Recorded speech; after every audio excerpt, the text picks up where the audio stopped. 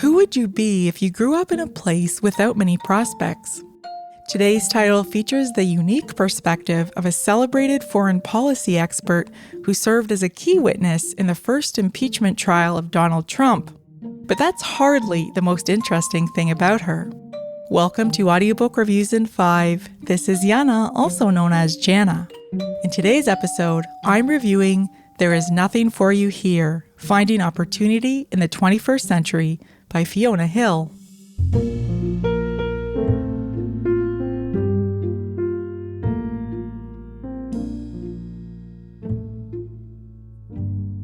Growing up in England's coal mining country, Fiona Hill knew that she was in a forgotten place. The last of the local mines had closed, businesses were shuttering, and despair was etched in the faces around her. Her father told her to get out, to go to London or Europe or America. "There is nothing for you here, pet," he said. Fortunately for us, Fiona Hill did just that, and her memoir is a fascinating listen. With the support of mentors and some luck, Hill gained upward mobility from her childhood roots.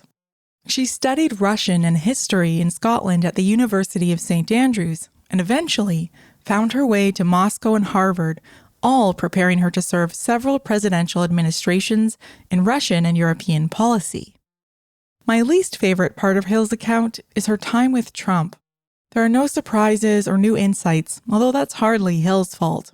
I passed my tolerance limit several years ago, and I would be enormously grateful to never hear about him ever again. Needless to say, I listened to that part of the audiobook on double speed.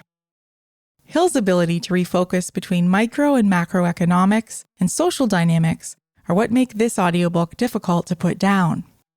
She draws brilliant connections between world events and subsequent political and economic policy in the UK, Russia, and the US. Her analysis of class was deeply interesting, especially when contrasted to the racial dynamics of American culture. Her northerner accent bars her from advancement in the UK, yet it's seen as either a positive attribute or even unremarkable in the US. As a rare woman policy expert in Moscow, she was badgered by security guards for bribes when they mistook her for a sex worker. Apparently, this is a more common sight in Russian politics. She was repeatedly mistaken for a tea server or assistant by various politicians in both the US and the UK. And while she takes all of this in stride, I deeply sympathize with her frustration over repeatedly uncovering significant pay gaps between herself and male colleagues in several different roles. Hill illustrates the ways that American democracy is under attack from within.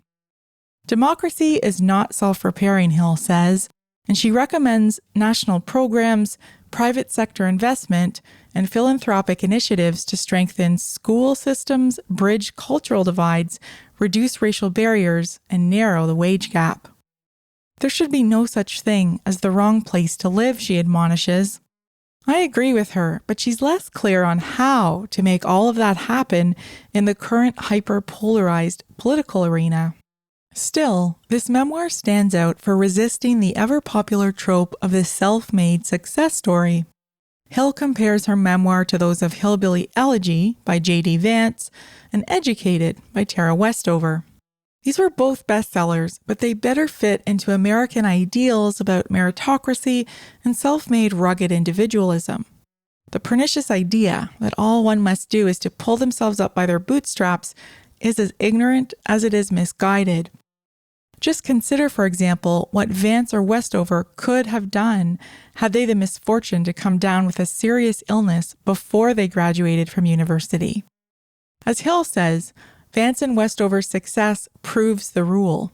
If equal access to upward mobility were truly accessible to all, Vance and Westover wouldn't be so remarkable.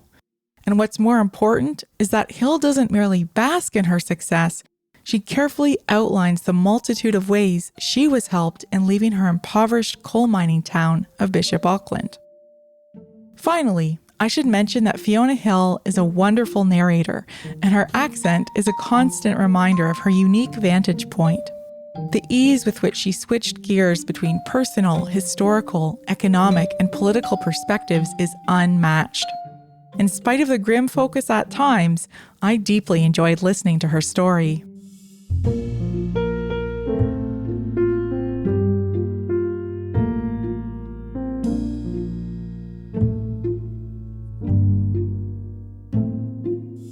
That's all for this episode of Audiobook Reviews in 5. Thanks for listening. If you have not yet done so, please follow us on Facebook and subscribe to Audiobook Reviews in 5 on Anchor, Apple, Spotify, and many others. By subscribing, you help increase the profile of this podcast and chances of other listeners finding it. I look forward to checking in with you all again soon. Please stay safe and be well.